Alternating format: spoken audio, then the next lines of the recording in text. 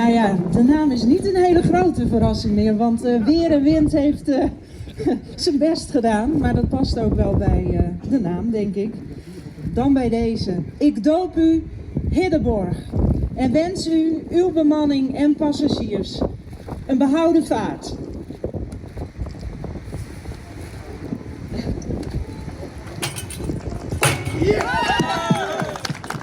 Op het moment dat die champagne er tjenoen is, dan brengt dat gelok, zeggen ze. Dus dan maakt het wel een behouden vaart worden van dit schip.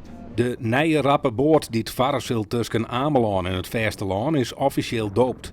Bij de ceremonie waard ik de namen bekend maken, de Hiddeborg. Hij is neemt naar Hidde Dirk Skat, de commandeur op Ameland, die bekend worden is vanwege de walvisvaart. En die een hele lange tijd ik vastzitten het in Groenland vanwege de sneeuw en het ijs. En het is natuurlijk, een bijzonder tafel dat we deze namen jouwen op zo'n ijzige dag die sap past bij deze namen. Het publiek waard oproepen om een namen te bedenken voor de nieuwe Warrenferry.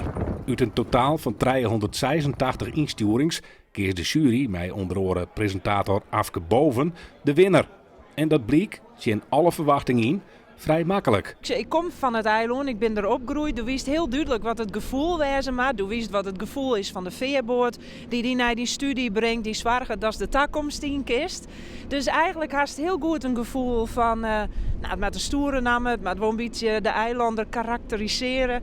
Ja, dat past wel, denk ik. Dit waar, de sneeuw, de hele tijd improviseren, dat past zo precies. Nou ja, wie dat?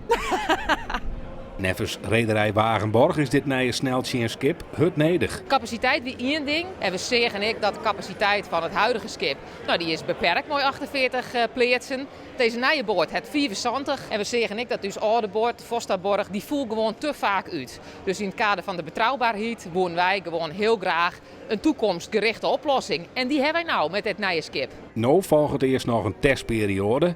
Wat alles nevens verwachting verrint, keert de sneltje eind februari officieel in de veert op Ameland. Een hele behouden vaart op de Hiddeborg. Proost!